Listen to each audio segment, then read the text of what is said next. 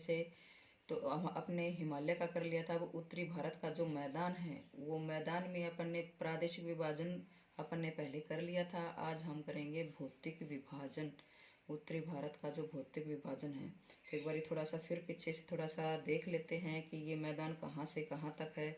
तो ऊपर जो अपन पूरे इंडिया को डिवाइड करते हैं 6 भागों में, तो ऊपर वाला भाग था आपका हिमालय का भाग था। तो हिमालय के भाग में जो सबसे दक्षिण की तरफ जो भाग था वो था आपका शिवालिक का, शिवालिक हिमालय का।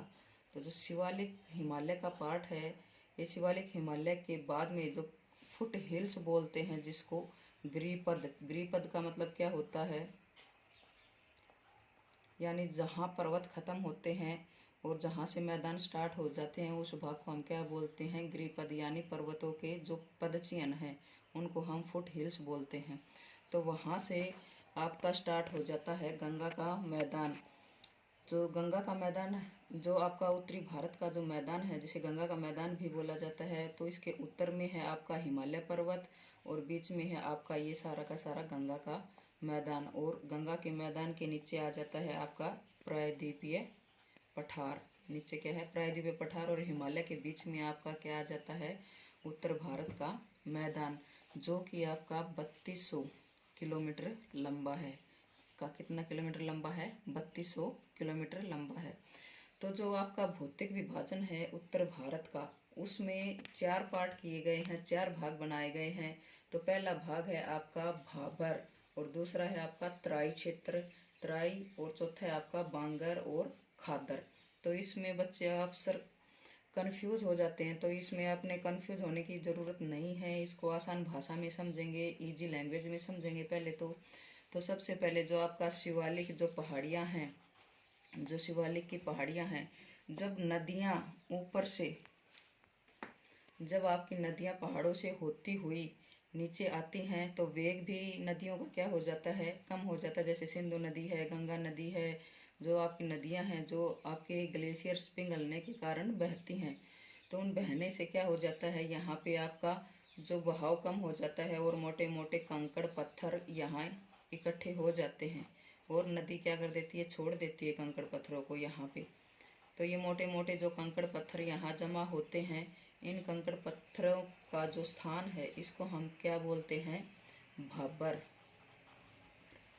जहाँ पे नदियाँ आती हैं लेकिन बड़े बड़े कंकड़ पत्थर होने के, जो बड़े बड़े पत्थर हैं उनमें होने के कारण यहाँ क्या हो जाती है, नदियाँ विलुप्त हो जाती हैं, नदियाँ दिखाई नहीं देती। जो ऊपर कंकड़ पत्थर ज़्यादा रहते हैं इसलिए यहाँ नदियाँ दिखाई नहीं देती। और अपन क्षेत्र देखें एक ऐसा है, तो यहाँ हम कृषि नहीं कर सकते। यहाँ का जो क्षेत्र है सारा का सारा, उसमें आपको बड़े बड़े पेड़ दिखाई देंगे और आपका जंगल है पूरा का पूरा, बड़े बड़े पेड़ होंगे। और इसके बाद में इसको हम क्या बोलते हैं, भाबर बोलते हैं। तो भाबर के बाद में आपका आता है तराई क्षेत्र। तो समझ में आ गया भाबर क्या होता है, कि नदियों द्वारा लाई गई जो कंकड़ पत्थर मिट्टियाँ हैं, वो नदियों का जो वेग है उसका कम होने के कारण यहाँ फुट हिल जो शिवालिक के नीचे मैदानी एरिया आ जाता है, तो वहाँ बड़े बड़े पत्थरों को छोड़ देती है।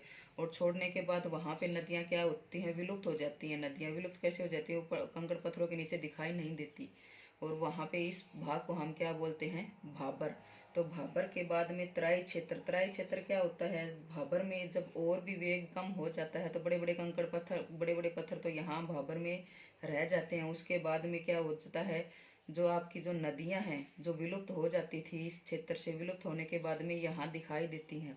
यहाँ क्यों दिखाई देती हैं, क्योंकि बड़े बड़े पत्थर तो ऊपर रह जाते हैं, फिर छोटे छोटे कंकड़ पत्थर, यहाँ पे कंकड़ पत्थर है, गाद है, मिट्टी, चिकनी मिट्टी, ये नदी यहाँ किसका निक्षेप करती है, छोटे छोटे कंकड़ पत्थरों का निक्षेप कर देती है, गाद का निक्षेप करती है। उसका बहाव कम होने के कारण यहाँ पे जम जाता है। तो यहाँ पे जमने के बाद में यहाँ जब बाहर निकलती हैं पानी, नदियों का पानी बाहर निकलता है तो वो साफ साफ दिखाई देता है। यहाँ जो नदियाँ विलुप्त हो गई थी वो यहाँ साफ साफ दिखाई देता है। तो इस पार्ट को हम क्या बोलते हैं, इस पार्ट को हम बोलते हैं तराई क्षेत्र। तो तराई क्षेत्र समझ गए बच्चों क्या होता है। तराई क्षेत्र जो भाबर से नीचे दक्षिण में यानी भाबर से दक्षिण में स्थापित होता है। और भाबर होता है मोटे कंकड़ पत्थरों का यानी मोटे मोटे पत्थरों का, और उसके बाद में बजरी है, छोटे छोटे कंकड़ पत्थर हैं, गाद है, उनसे बनता है क्या आपका तराई क्षेत्र। और यहाँ जो नदियाँ विलुप्त होती हैं वो यहाँ दिखने लगती हैं। तो इस पार्ट को हम बोलते हैं तराई क्षेत्र। तो आपके जो भाबर हैं अपन करें इनका, तो भाबर में आपको बड़े बड़े पेड़ पौधे मिलेंगे, पूरा जंगल मिलेगा, यहाँ कृषि योग्य भूमि नहीं होती। और फिर तराई क्षेत्र में आ जाते हैं तो तराई क्षेत्र में क्या होगा, बड़े पौधों की बड़े पेड़ पौधों की जगह छोटे छोटे पेड़ पौधे और घास फूस दिखाई देगा आपको। और कृषि योग्य पहले क्या था, कृषि योग्य जो जमीन यहाँ भी नहीं थी, पर धीरे धीरे अभी इसको काट के कृषि योग्य भूमि बनाने लग गए हैं कि यहाँ कहीं कहीं आपको कृषि भी दिखाई देगी। और ज़्यादातर छोटे पेड़ पौधे और घास फूस यहाँ पे रहता है भाई। तो इसको हम बोलते हैं तराई क्षेत्र। अब तराई क्षेत्र के बाद में यानी तराई क्षेत्र के दक्षिण में, तराई क्षेत्र का जो दक्षिण है, दक्षिण में ऐसा भाग, कैसा भाग जहाँ बाढ़ का पानी नहीं पहुँचता, जहाँ बाढ़ का पानी नहीं पहुँच पाता।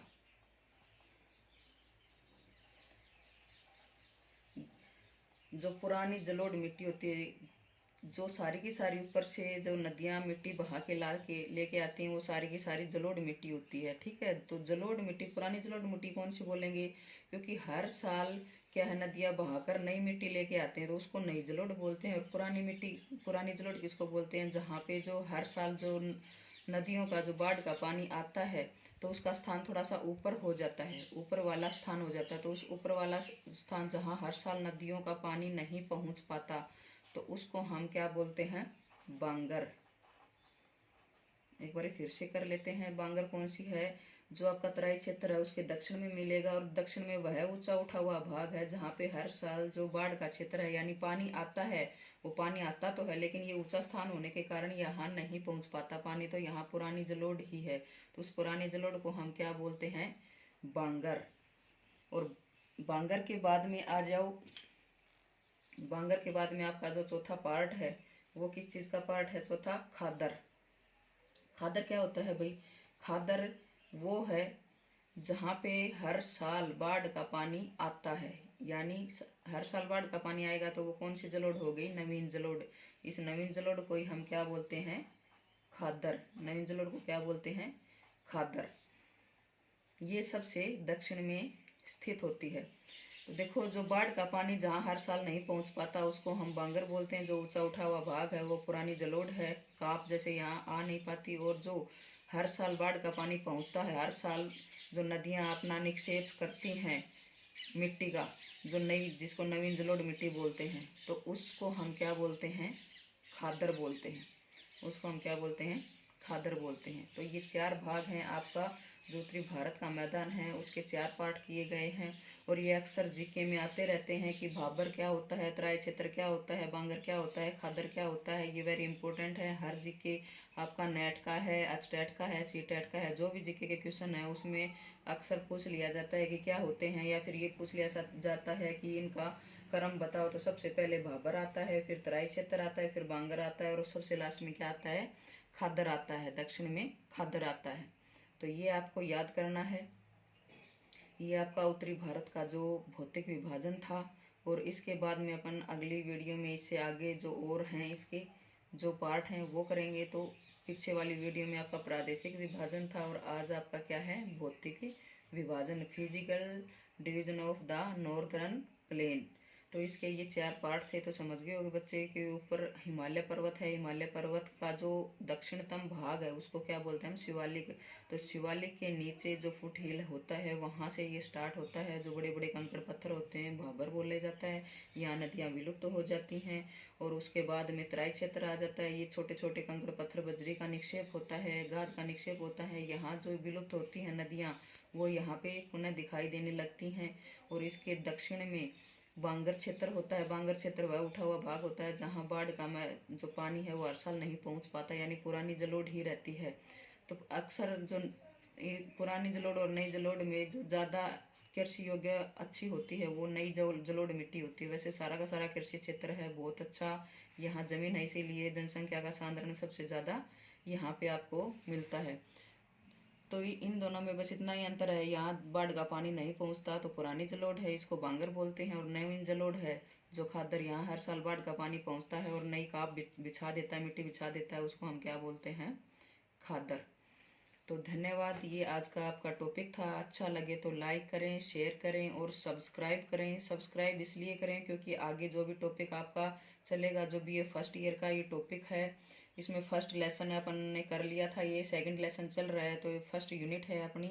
तो अपन पूरा का पूरा जो पहली यूनिट है ये इसी में कवर करेंगे वीडियो में, तो ताकि जो भी मेरी वीडियो आएगी नई वो आपको मिल जाए, इसलिए इसको सब्सक्राइब करें। और किसी बच्चे को कोई भी टॉपिक करना है या इसमें से कुछ समझ में ना आए वो, या फिर कोई भी टॉपिक आपने समझना है वो आप कमेंट में लिख सकते हो कि मैम ये टॉपिक नहीं आता, इस टॉपिक पे प्लीज़ वीडियो बनाएं, तो उस टॉपिक पे वीडियो बनाएंगे। और इसमें कोई आपको कमी लगती है वो, या फिर कुछ समझ में नहीं आया तो वो, अच्छा लगे तो अच्छा, और जो इसमें कोई डिफेक्ट लगे तो वो सारे के सारे आप कमेंट में डाल के मेरे से बात कर सकते हो, पूछ सकते हो। धन्यवाद।